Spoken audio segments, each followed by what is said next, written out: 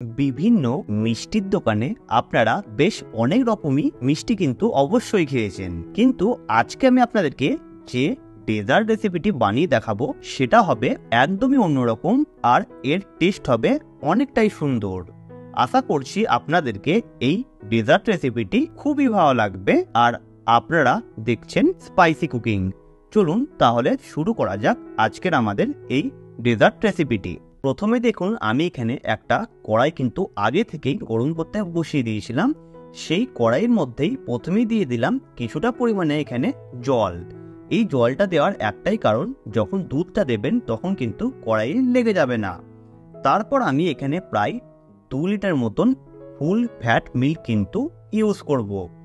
আপনারা যখন এই ডেজার্ট রেসিপিটি বানাবেন তখন কিন্তু অবশ্যই আপনারা চেষ্টা করবেন যে ফুল ফ্যাট মিল্ক নিয়ে নেওয়ার। ফুল ফ্যাট মিল্কে কিন্তু এটা খুবই সুন্দর হয়। এই দুধটা দিয়ে আমরা কিন্তু প্রথমেই একটা রাবড়ি তৈরি করে নেব।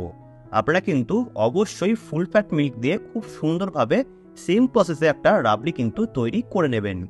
দেখুন, আমি এখানে দুধটাকে এখন ফুল স্টিমে ভালোভাবে নাড়াচাড়া কিন্তু করে নিচ্ছি। আপনারা কিন্তু দুধ দেওয়ার পর অবশ্যই আপনারা কন্টিনিউ নাড়াচাড়া করতেই থাকবেন যতক্ষণ না এই দুধটা ফুটে যাচ্ছে।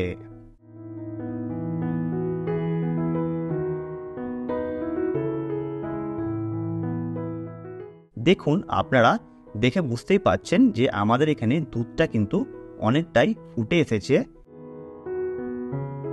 তারপর এই দুধটাকে আমি কিছুটা লো স্টিমে রেখে এই দুধের মধ্যে প্রথমেই দিয়ে দিচ্ছি পরিমাণে 200 গ্রাম মতন পনির। এই পনিরটা কিন্তু আপনারা এই রাবড়িতে অবশ্যই ইউজ করবেন। দেখবেন এই রাবড়ির টেস্টটা কিন্তু অনেকটাই ডিফারেন্ট হবে। সেই জন্য আমি এখানে পনিরটাকে একটু ভালোভাবে গ্রেডারের সাহায্যে গ্রেড করে ডাইরেক্টলি দুধের মধ্যে দিয়ে দিলাম। এখন কিন্তু আপনারা অবশ্যই গ্যাসটাকে লো রেখে গ্রেড করে দিয়ে দেবেন, কারণ যদি গ্যাসের স্টিমটা ফুল থাকে তাহলে কিন্তু তলে লেগে যাওয়ার একটা সম্ভাবনা থাকবে। দেখুন, আমি এখানে পনিরটাকে পুরোটাই গ্রেড করে দিয়ে দিলাম। তারপর আমি দিয়ে দিচ্ছি পরিমাণে 100 গ্রাম মতন মিল্ক মেড। আপনারা কিন্তু অবশ্যই এই রাবড়িতে মিল্ক মেডটা দিয়ে দেবেন। তারপর এই রাবড়ির মধ্যে আমি দিয়ে দিচ্ছি পরিমাণে 1 চামচ মতন চিনি। যেহেতু মিল্ক মেডটা অনেকটাই মিষ্টি হয়, সেই জন্য এখানে কিছুটা পরিমাণে চিনি দিয়ে দিলাম। তারপর আমি এই দুধটাকে ভালোভাবে কন্টিনিউ নাড়িয়ে নাড়িয়ে অনেকটাই কিন্তু রিডিউস করে নেব, মানে কমিয়ে নেব।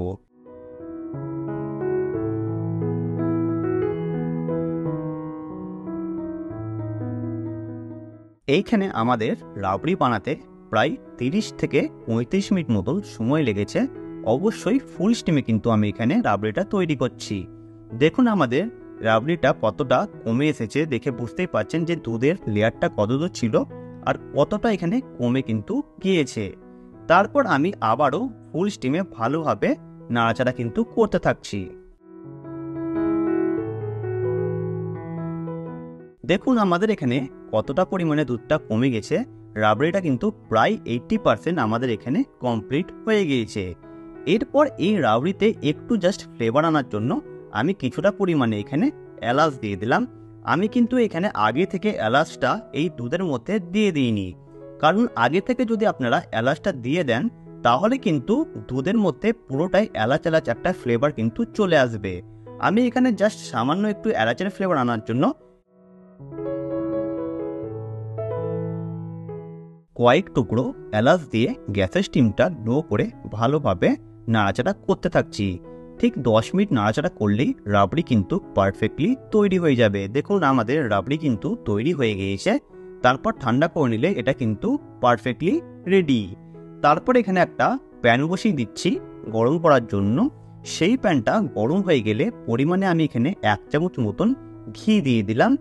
এই ঘিটা একটু ভালোভাবে এই প্যানের মধ্যে লাগিয়ে দেবেন। ঠিক এইরকমভাবে আপনারা করে নেবেন, দেখবেন খুব সুন্দর এটা কিন্তু হয়ে যাবে। তারপর দিয়ে দিচ্ছি কিছুটা পরিমাণে আমন্ডস ও কিছুটা পরিমাণে কাজু। তারপর লো স্টিমে ভালোভাবে এই কাজুটাকে নাড়াচাড়া করতে থাকছি। আপনারা কিন্তু এখানে পিস্তাও ব্যবহার করতে পারেন, দেখবেন খুবই সুন্দর লাগবে। তারপর লো স্টিমে আমি ভালোভাবে কাজু ও আমন্ডসটাকে নাড়াচাড়া করতে থাকছি যতক্ষণ না কাজুতে একটা ব্রাউন কালার চলে আসছে। যেহেতু আমন্ডসের গায়ের যে খোসাটা হয় সেটা ব্রাউন কালার, সেই জন্য আমন্ডসে এটা কিন্তু বোঝা যাবে না। তাই কাজুর যখন কালারটা চলে আসবে মানে বোঝা যাবে এখানে দুটোই কিন্তু ভাজা হয়ে গিয়েছে। দেখুন আমাদের ভাজা হয়ে গিয়েছে। তারপর একটা প্লেটে তুলে রাখলাম ঠান্ডা করার জন্য। ঠান্ডা হয়ে গেলে এই কাজু ও আমন্ডসটাকে আপনারা রাফলি কিন্তু চপ করে নেবেন, মানে ছোট ছোট করে আপনারা কেটে নেবেন।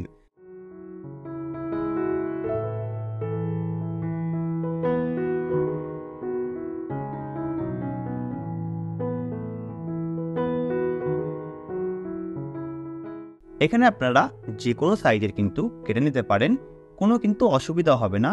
ঠিক এই রকম করে কাটার কিন্তু চেষ্টা করবেন। তারপর আমাদের কিছুটা পরিমাণে পাউরুটি লাগবে, সেই জন্য আমি এখানে যে স্লাইস ব্রেডগুলো হয় সেই ব্রেডগুলো কিন্তু নিয়ে নিয়েছি। তারপর যে সাইজের এজগুলো হয় সেইগুলো আমাদের লাগবে না, তাই এই ব্রেডের সাইডের এজগুলোকে আমরা কেটে কিন্তু বাদ দিয়ে দেবো। আপনারা যখন এই ব্রেড রোলের রেসিপিটা বানাবেন তখন কিন্তু অবশ্যই এই সাইডের এজগুলো কেটে বাদ দিয়ে দেবেন, তাহলে কিন্তু এটা খুবই সুন্দর হবে। দেখুন ঠিক এইরকমভাবে আপনারা প্রত্যেকটা ব্রেড কিন্তু কেটে নেবেন। দেখুন আমি একে একে সবগুলোই কেটে নিয়েছি।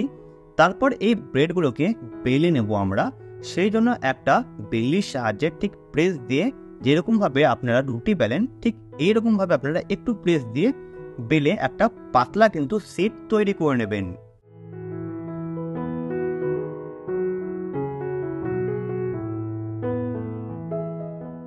ঠিক দেখুন এইরকম একটা পাতলা আপনাদেরকে শিট কিন্তু তৈরি করে নিতে হবে। আপনারা দেখে বুঝতেই পাচ্ছেন যে কতটা আমি পাতলা এখানে তৈরি কিন্তু করে নিয়েছি। একে একে আমি আমাদের সব ব্রেডগুলোই বেলে নিয়েছি।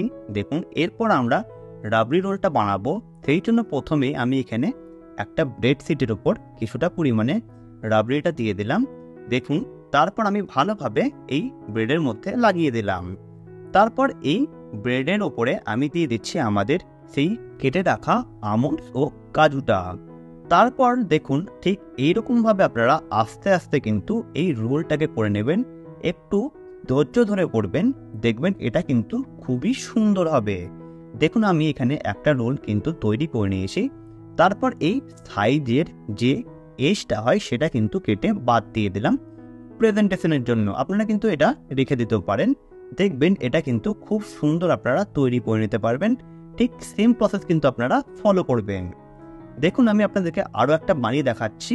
প্রথমে শিটটা নিয়ে নেবেন, তারপর আপনাদের তৈরি করা রাবড়িটা উপরে লাগিয়ে ভালোভাবে স্প্রেড করে দেবেন। তারপর আপনারা দিয়ে দেবেন উপর থেকে আপনাদের কাজু ও আমন্ডসের সেই ছোট ছোট দানাগুলো। এই দানাগুলো দেওয়ার পর আস্তে আস্তে আপনারা ঠিক এইরকমভাবে রোলটা কিন্তু করে নেবেন। রোলটা করে নিলে আপনাদের কিন্তু এখানে খুব সুন্দর রাবড়ি রোল তৈরি হয়ে যাবে। দেখুন আমি এখানে প্রেজেন্টেশনের জন্য উপর থেকে কিছুটা পরিমাণে মিল্ক মেড দিয়ে দিচ্ছি।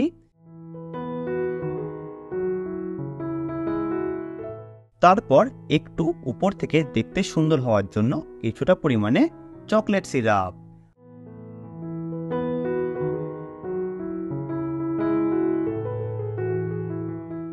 আমাদের এই ব্রেড রাবড়ি রোলের রেসিপি আপনাদেরকে কেমন লাগলো আপনারা কিন্তু অবশ্যই আমাদেরকে জানাবেন।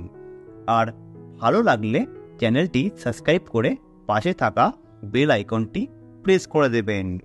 তাহলে দেখা হচ্ছে আবারও একটি নতুন রেসিপি নিয়ে অন্য কোনো ভিডিওতে। ভালো থাকবেন, সুস্থ থাকবেন।